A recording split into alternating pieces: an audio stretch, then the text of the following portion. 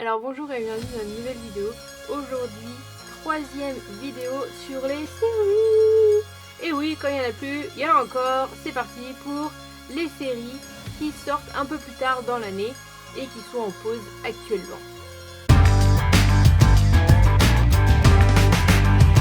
Première série dont je veux parler, il s'agit de Game of Thrones, évidemment. Game of Thrones, c'est une de mes séries préférées.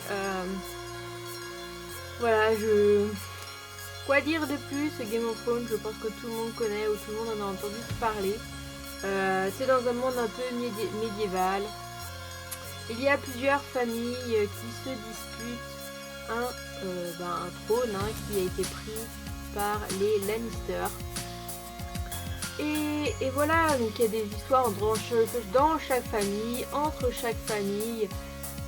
Il y a des personnes qui veulent récupérer le trône, des batailles, des morts, du sang, il y a de tout. Si vous aimez tout ce qui est dans le monde médiéval, foncez. Deuxième série dont je vais vous parler pour rester dans le monde médiéval, il s'agit de Reign. Reign, c'est en fait l'histoire de France en fait, tout simplement. Il s'agit de Marie qui est l'héritière du trône d'Écosse. Qui a été promise au futur roi de France quand elle était plus petite. Elle a été élevée dans un sanctuaire, je crois, de bonnes sœurs. Et à l'âge adulte, enfin vers 16 ans, je crois, 16-17 ans, il est temps pour elle de retourner donc au château de France pour pouvoir épouser donc, le futur roi.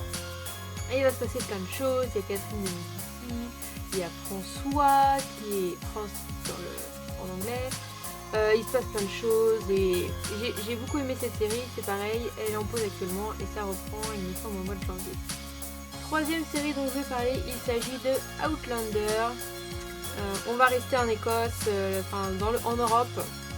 Outlander, de quoi ça parle? Ça parle de Claire qui est infirmière, qui va avec son mari en vacances en Écosse, je ne me trompe pas.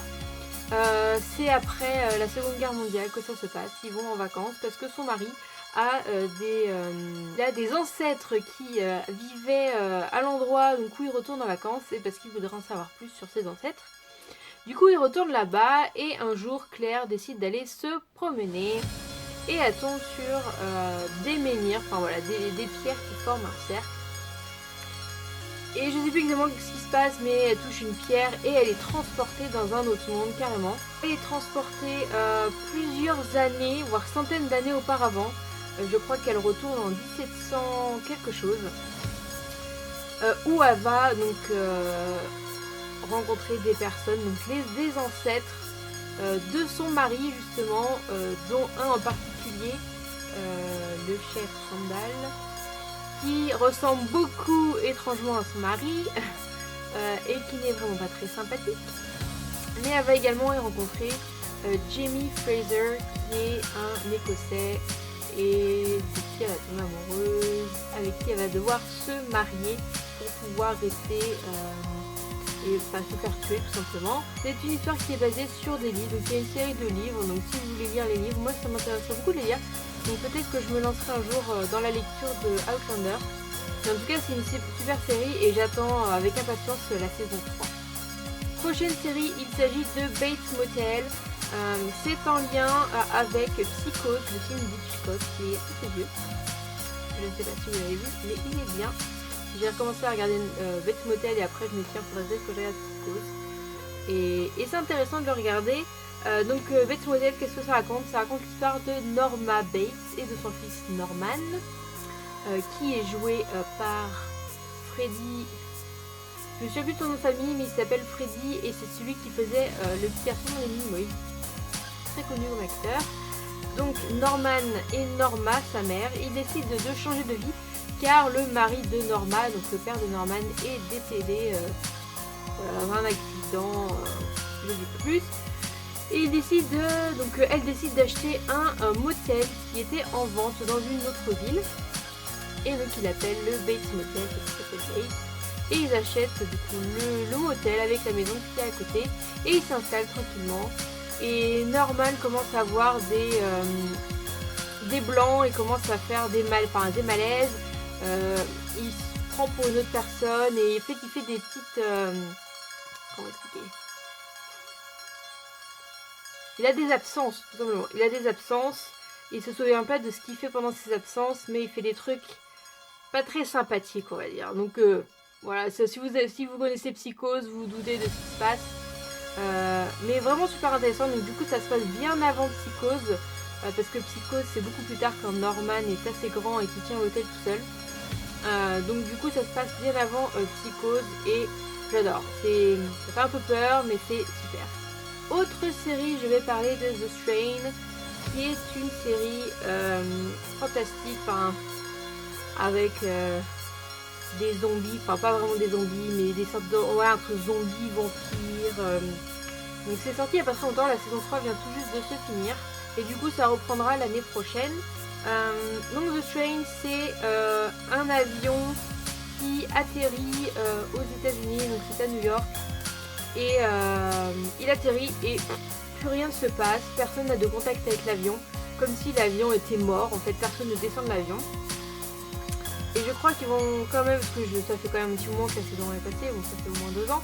Et je crois qu'ils vont essayer d'aller dans l'avion, il y a quelque chose qui s'en échappe. Et c'est un master, et en fait du coup ils trouvent une grosse boîte en bois. Et ce master, c'est une sorte de vampire qui arrive, donc c'est pas trop où. Donc je sais pas, je me faisais une photo d'une des bestioles. Et quand il va arriver, il va transformer plein de personnes, c'est-à-dire que avec le dard qu'il a dans la bouche, il attrape le cou des personnes, ça propage des sortes de petits vers, et du coup les personnes se transforment en vampires simplement, et ça commence à se propager dans tout New York, et on va surtout suivre l'évolution du professeur Goodweather qui va s'intéresser à ce cas en particulier parce que c'est un scientifique. Donc il a une femme, enfin une ex-femme et un fils. Donc ils vont essayer quand même de se protéger parce que ça se propage assez rapidement. Il va créer des affinités avec des personnes qu'il va rencontrer qui vont l'aider un petit peu à comprendre cette propagation de ces vampires zombies. Il va comment faire la connaissance d'une personne qui a l'air de s'y connaître et dont ce n'est pas la première fois qu'il rencontre ces vampires. Et c'est un acteur qui est joué par celui qui fait Rusard dans Harry Potter, donc c'est assez rigolo. Mais si vous aimez tout ce qui est vampire, Walking Dead, mort-vivant, c'est une série pour vous. Autre série, il s'agit de Pretty Little Liars. Et j'adore cette série. J'adore. J'ai commencé les livres que je n'ai pas fini il y a très longtemps, car si vous ne savez pas, cette série est basée sur les livres. Et je ne savais pas du tout qu'ils avaient fait une série. Et c'est une amie qui m'a parlé de cette série. Elle m'a dit « Ah, tu dois regarder Pretty Little Liars ». Et vu que c'est pas le même nom de la série par rapport aux livres, qui sont Les Menteuses, si ça vous intéresse, je l'ai tout de suite cliqué et je me dis « Oh, je regarderai plus tard, là, j'ai plein de séries en cours, comme d'habitude ». Et du coup, je me suis dit un jour, bah tiens, j'ai envie de regarder quelque chose, je vais regarder cette série.